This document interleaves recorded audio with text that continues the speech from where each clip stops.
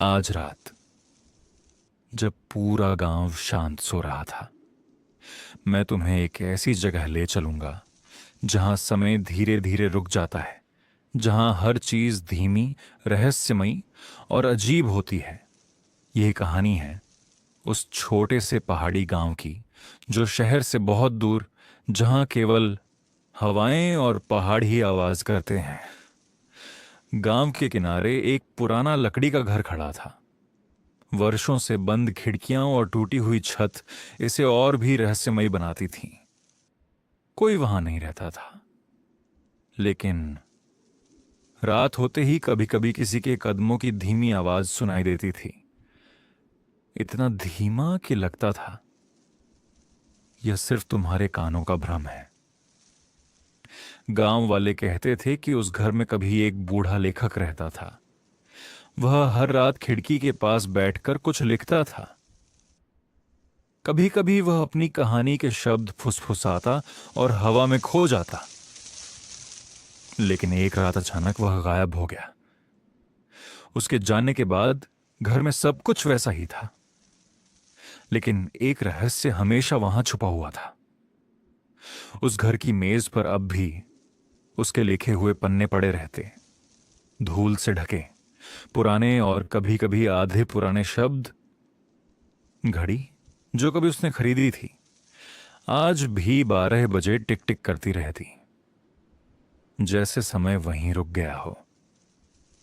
कई साल बीत गए, लेकिन घर के पास से गुजरते लोग कहते थे कि रात के समय वहां एक हल्की आवाज सुनाई देती, कदमों की। किसी ने धीरे से दरवाजे को खोलने की कोशिश की, या शायद यह सिर्फ हवा की सरसराहट थी। लेकिन सुनने वाला हर व्यक्ति इस रहस्य से बहुत प्रभावित होता था। अब कहानी में एक नया पात्र आता है।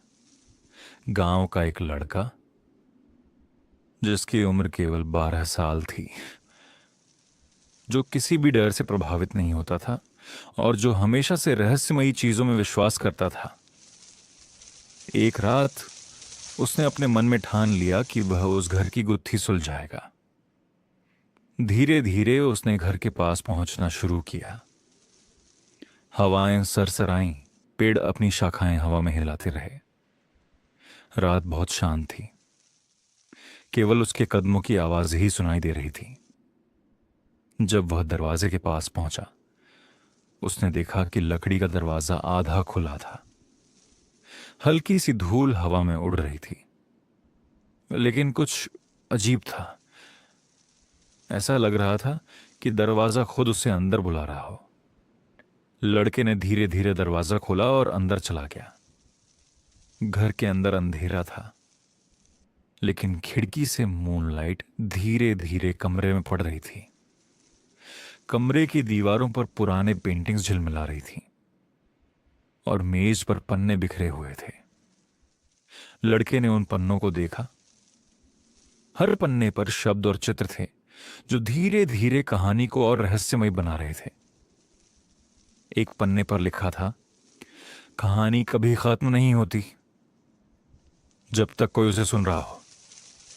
लड़के ने महसूस किया कि घर केवल एक घर नहीं था, यह एक जीवंत कहानी का घर था, जहां हर चीज, आवाज, धूल और हवा एक कहानी बुन रही थी।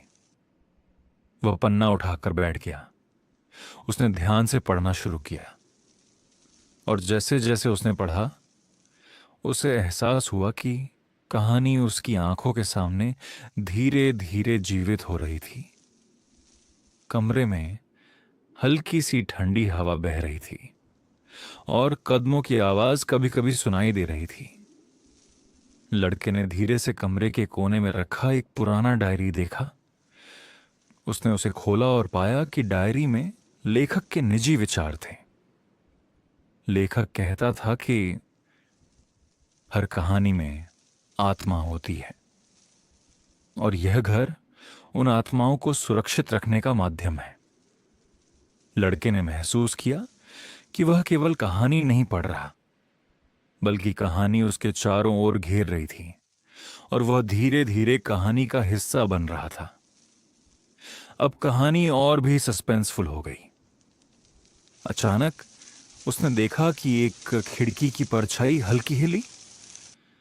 वह डर नहीं रहा था, बस धीरे धीरे उस पर नजर टिकाए रख रहा था।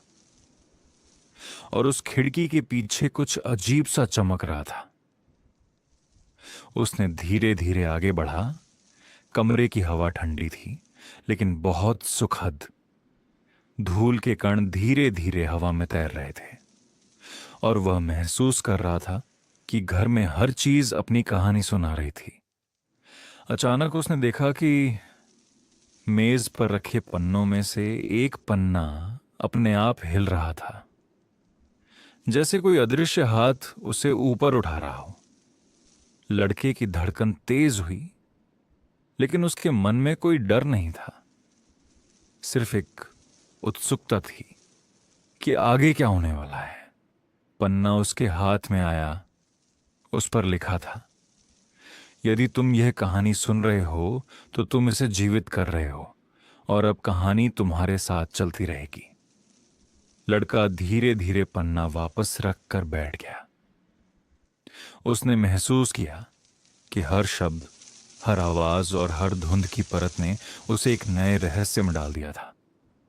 धीरे धीरे उसने आंखें बंद की, और वह महसूस करने लगा कि घर केवल कहानी का घर नहीं था, बल्कि एक ऐसा स्थान था जहां नींद, रहस्य और शांति एक साथ मौजूद थे। उस रात कदमों की आवाज फिर कभी नहीं आई, लेकिन लड़के ने जाना कि कहानी हमेशा जीवित रहती है जब कोई इसे सुन रहा होता है। अब आप भी आराम से लेट जाइए, आंखें बंद कर लीजिए, और इस शांत रहस्यमयी कहानी के साथ धीरे धीरे नींद की ओर बढ़ जाइए।